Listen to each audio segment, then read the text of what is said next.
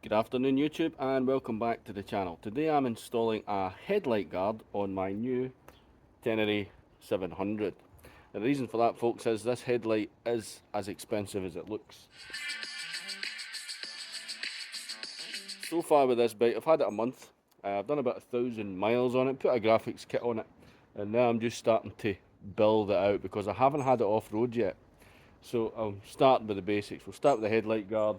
I've got a better sump guard and I have a upper crash guard that I'm going to install, just to give you an idea of why this might be necessary to start doing this for me. I'll let you have a look at my little Himalayan here.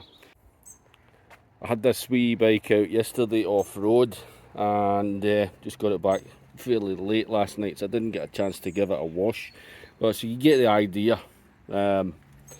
Pretty tough on my bikes. This is a stainless steel headlight guard that's on there. This wee bike has done 30,000 miles in the last couple of years, so you know I'm starting to maybe try and reduce some of the mileage on it. I bought this Tenere, so anyway, without further ado, let's talk about the headlight guard. It was either eBay or Amazon, don't remember exactly, but I'll put links below. You can buy things that are very similar to this for a lot more money from companies like Touratech.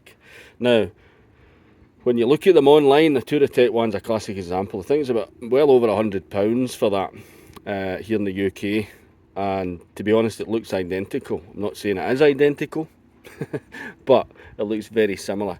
These start around £15–16, up to maybe 25–30, depending on what option you go for.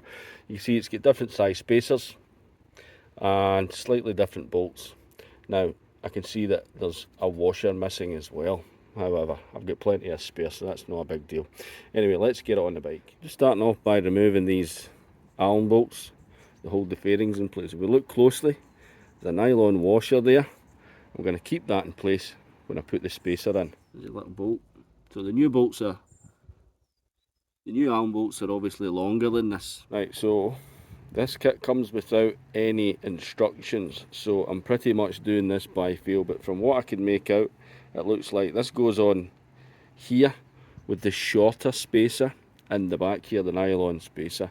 So I'm going to put that in place. If it doesn't quite look right, then obviously it's not right.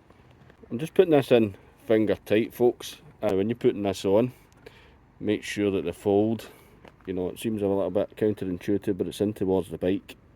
So you've got this sort of thicker part and then this dog leg at the bottom, and then it folds in. The reason for that will become apparent once we go to install this. If you've got it the wrong way around, then this would be sitting out here somewhere. So it's the thinner bolts that go in here, folks. And ordinarily I would say in a job like this, maybe use Loctite or a thread locker, but these are going into sort of plastic nylon. I wouldn't do it, just snug it up, but don't over tighten these, because you don't want to break your plastic fairings or anything like that. That completely defeats the purpose. And there's some flexibility in this, this can move around, but this is going to be quite tight to get this top bolt in.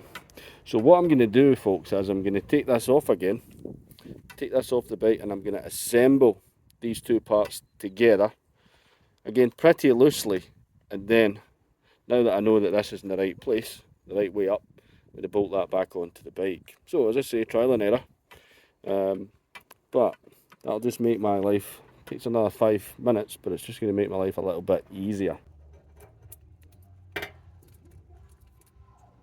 Excuse the music, folks. You see there's a lot of flex in that.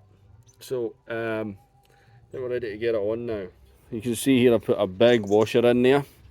I figured it's best just to try and protect that plastic. Obviously that's far too big. I'm going to put a smaller one in there, but I'll go to the shop tomorrow and pick that up. The only thing I would say is I probably need another washer in here just to shorten that or cut the bolt slightly, because you can see it's almost touching the acrylic. I think on this side it did actually touch, so that will start to scratch that up. That's obviously not what you want. If you look closely, I've put a couple of nylon washers in that wouldn't have been there before. Replaced this one, obviously this silver one with the black one. That big penny washer was too big, but putting these extra washers in here means that the bolt's no longer touching the plastic, which is obviously a good thing. Just a short one today, obviously as part of the T7 build. The next video will be installing the bash plate on there. I've got one from Moto ES, slightly bigger job obviously. Anyway, that's it for this one, guys. I hope you liked it. If you did, give me a thumbs up, subscribe down below, maybe even hit the notification bell so you know the next time I upload a video to YouTube, and I'll see you in the next one.